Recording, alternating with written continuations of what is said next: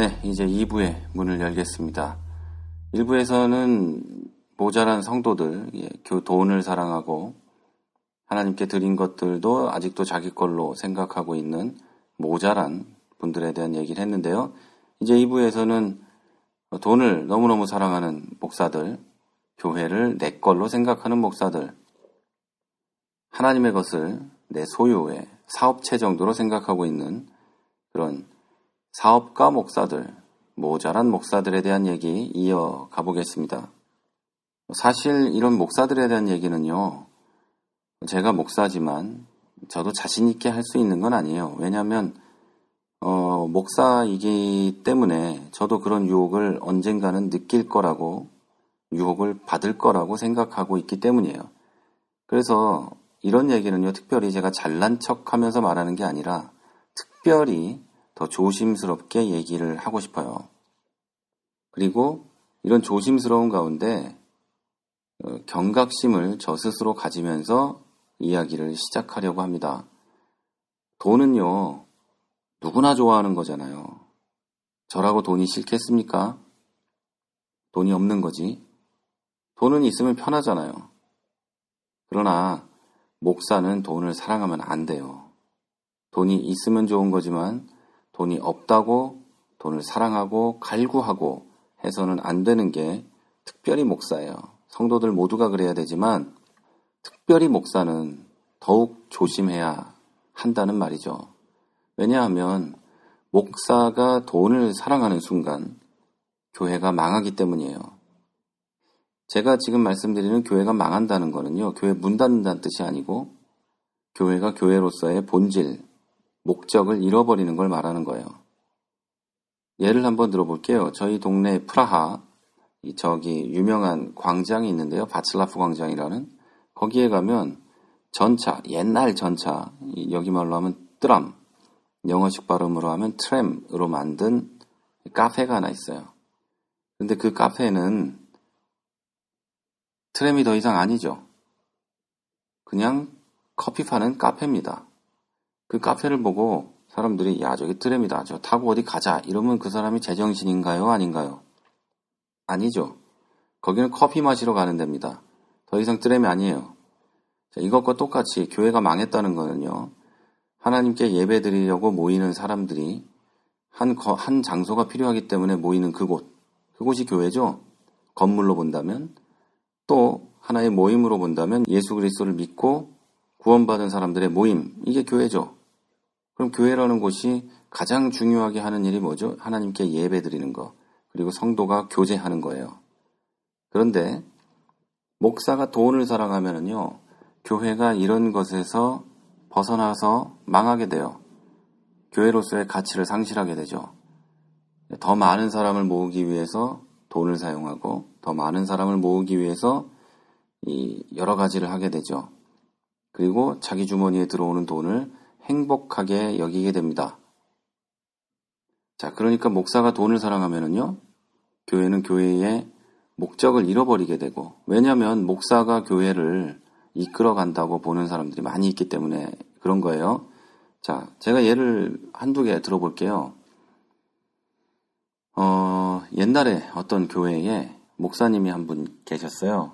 그 목사님은 신방을 많이 다니시기로 유명한 목사님이셨어요. 그런데 이 목사님은요, 신방을 가긴 가는데 부잣집에만 갑니다.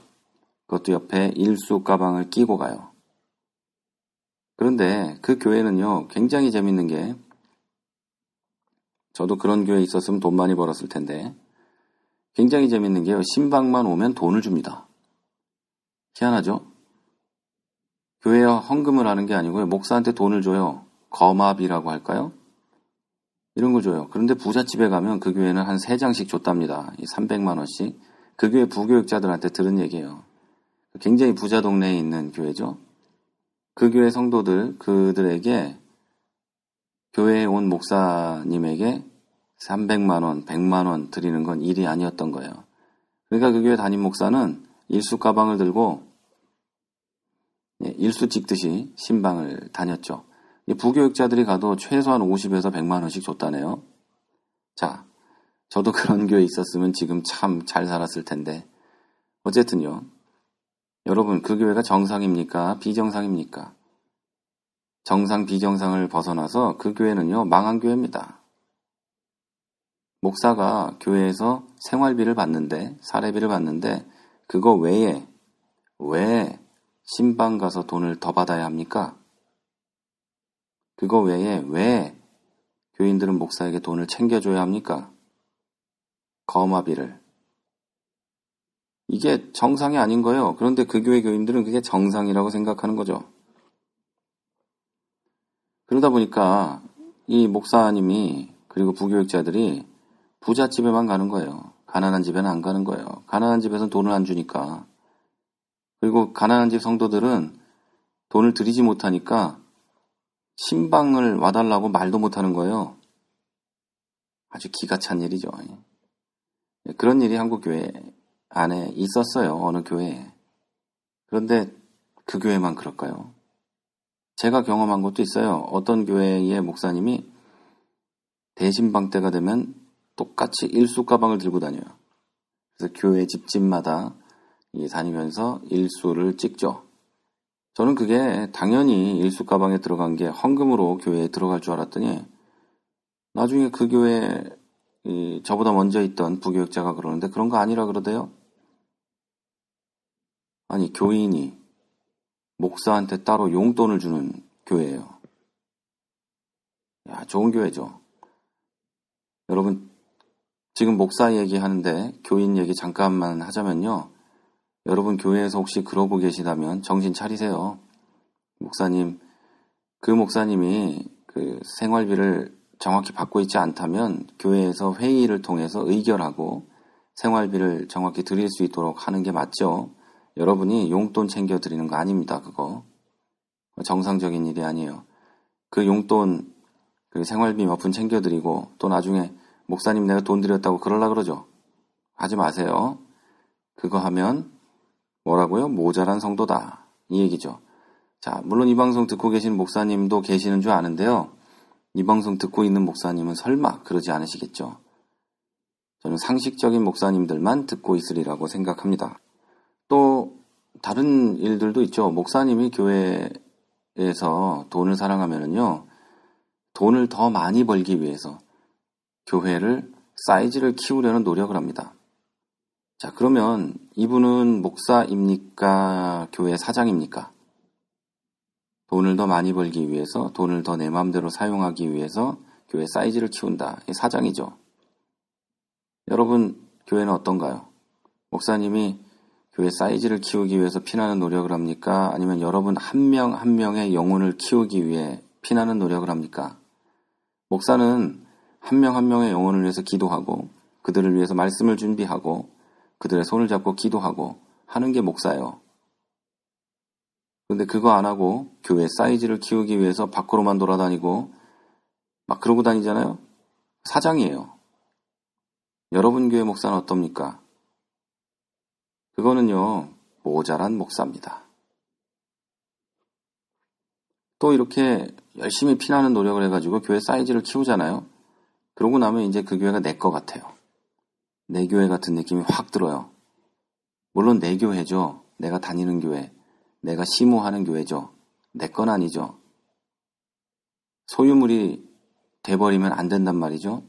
그런데 지금까지 거친 단계를 이렇게 쭉 거쳐온 목사님들은 대부분 그걸 내 거라고 생각해요. 물론 안 그런 분도 많아요. 교회가 크다고 해서 그걸 다 내 것처럼 여기는 분이라는 건 아니에요. 절대. 그러나 돈을 사랑하는 목사가 그 교회를 그렇게 키웠을 경우엔 내 걸로 여겨요. 그리고 무슨 짓을 하기 시작하냐면 교회를 사유화하기 시작합니다. 교회 재산을 내 걸로 만들기 시작한다는 거예요.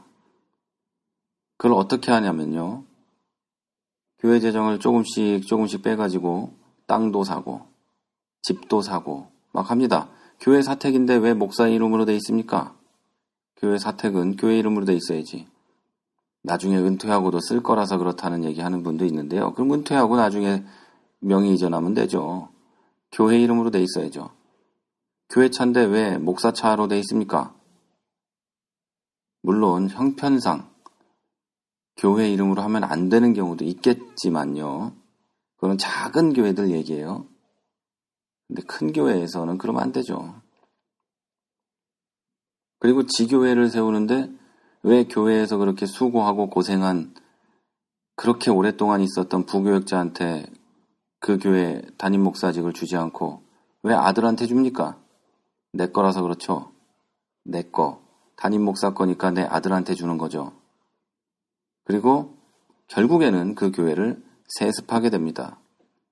왜냐하면 세상 없는 부교육자도 내 자식만 못하거든요. 내 자식이 목사인데 교회가 내 건데 그 교회를 누구 주겠어요? 아들 주지. 당연한 거예요. 자, 이게 어디서부터 시작되냐? 돈을 사랑하는 목사로부터 시작되는 거예요. 그리고 이 돈을 사랑하는 목사를 만드는 건 누구냐? 목사 80%, 성도 20%, 요 정도 된다고 볼까요?